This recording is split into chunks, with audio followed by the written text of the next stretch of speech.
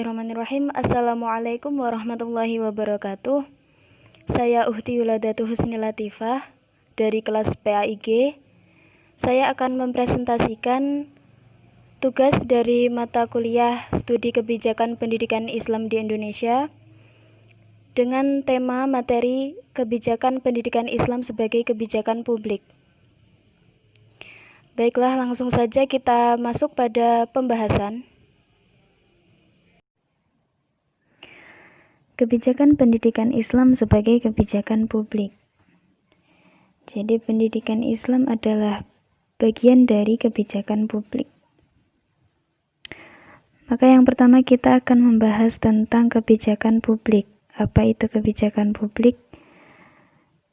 Banyak definisi-definisi dari para ahli.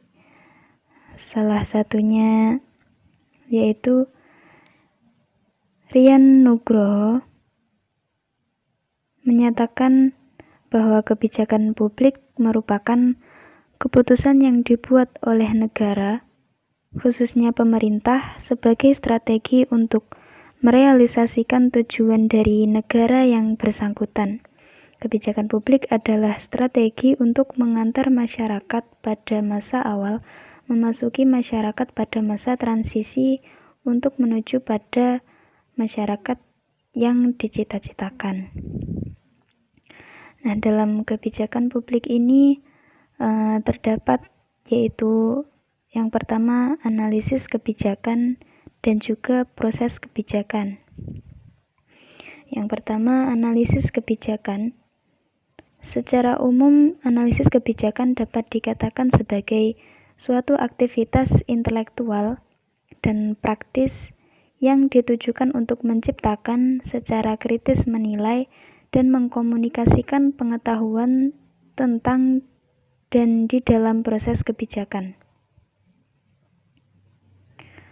Menurut Soeharto, terdapat 6 tahapan analisis kebijakan.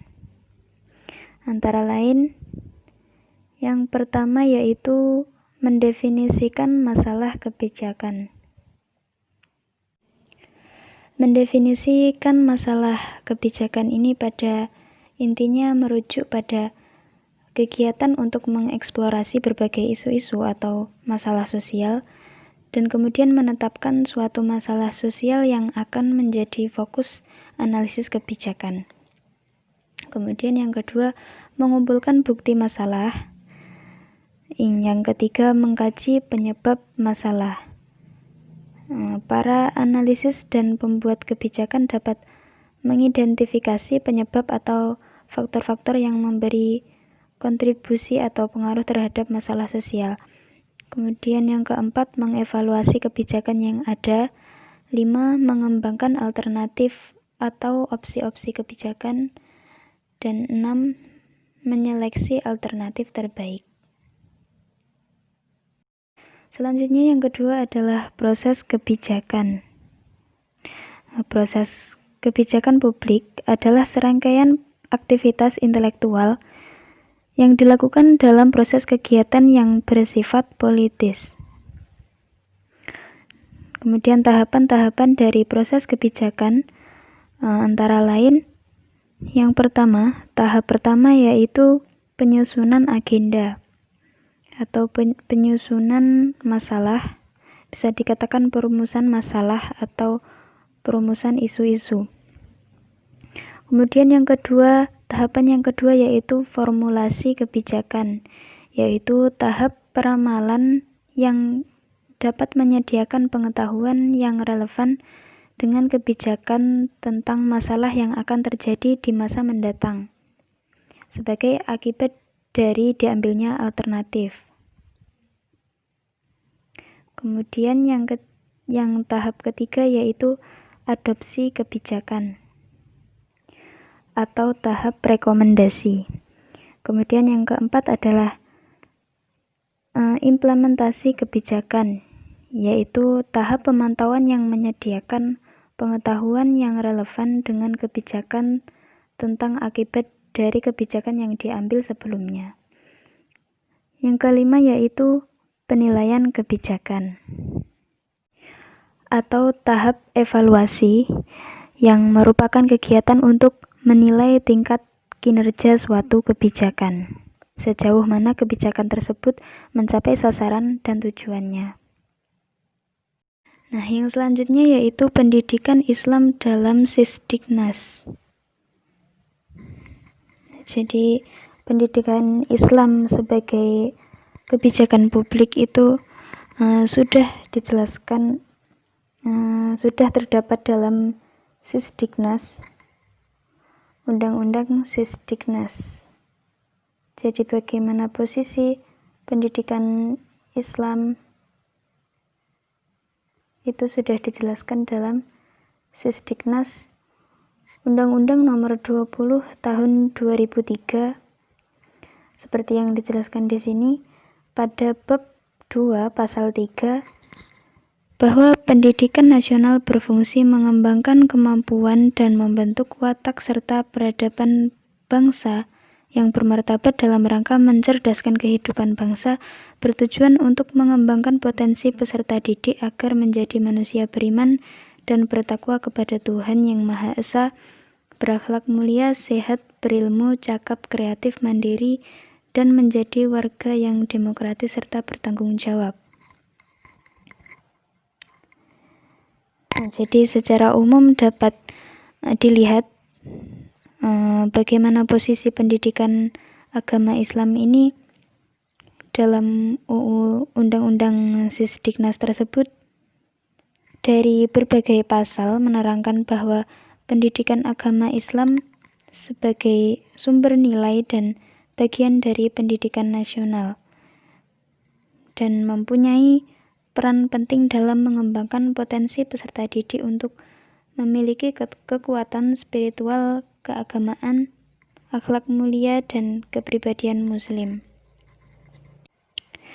Nah, maka dari itu pendidikan Islam sebagai kebijakan publik dapat disimpulkan bahwa pendidikan Islam mempunyai posisi yang sangat penting dalam pendidikan nasional. Nah, kemudian kita akan membahas tentang kebijakan pendidikan keagamaan Islam, yang mana ini juga mengacu pada Undang-Undang Sisdiknas tadi, Undang-Undang Nomor 20 Tahun 2003. Dalam undang-undang tersebut dijelaskan yang termasuk pendidikan keagamaan Islam adalah pendidikan diniyah dan pesantren, sebagaimana tertulis dalam pasal 30 ayat 4. Pendidikan keagamaan berbentuk pendidikan diniyah, pesantren, pasraman, pabaja, samanera, dan bentuk lain yang sejenisnya. Maka dalam pembahasan ini, lembaga pendidikan keagamaan Islam di Indonesia yang dijelaskan adalah pondok pesantren dan pendidikan diniyah. Yang pertama, pondok pesantren. Menurut H. Alam Syah Ratu Perwiranegara, Menteri Agama RI Kabinet Pembangunan 3, bahwa pendidikan pondok yang menggunakan sistem asrama merupakan sistem yang paling baik dalam pendidikan. Karena dalam waktu 24 jam, anak didik diasuh oleh para kiai dan pengasuh. Ki Hajar Dewantoro, pendiri Taman Siswa, menyatakan bahwa sistem pondok dan asrama itulah sistem nasional. Dengan demikian, arti pondok tidak dapat diabaikan dalam memberikan corak pada pendidikan nasional. Selanjutnya yang kedua, madrasah diniyah. Madrasah diniyah dikenal saat ini merupakan evolusi dari sistem belajar yang dilaksanakan di pondok pesantren salafiyah.